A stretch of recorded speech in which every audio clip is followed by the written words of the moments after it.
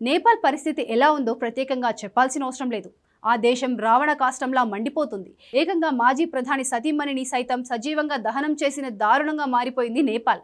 ప్రజల ఆగ్రహానికి ప్రధానమంత్రి సైతం రాజీనామా చేయక తప్పలేదు.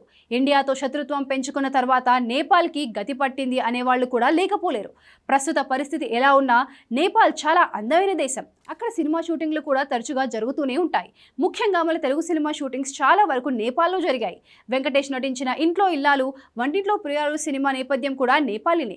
అక్కడి నుంచి నేపాల్తో మన సినిమాలకు మంచి అనుభవం ఏర్పడింది.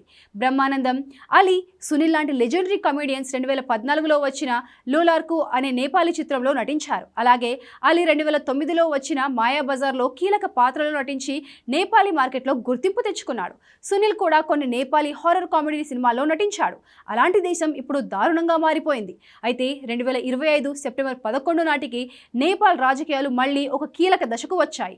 పొలిటికల్ ఇన్బ్యాలెన్స్కు ముగింపు పలుకుతూ ప్రధానమంత్రి కేపీ శర్మా ఓలీ నేతృత్వంలోని కొలియన్ ప్రభుత్వం నేపాలీ కాంగ్రెస్, మావోయిస్ట్ సెంటర్ పార్టీల మధ్య స్నేహంతో మళ్లీ గాడిన పడింది. మళ్లీ కాసేపు మన సినిమాల గురించి మాట్లాడుకుంటే నేపాల్ మార్కెట్లో వాళ్ల లోకల్ సినిమాల కంటే మన తెలుగు సినిమాలకు ఎక్కువగా పాపులారిటీ.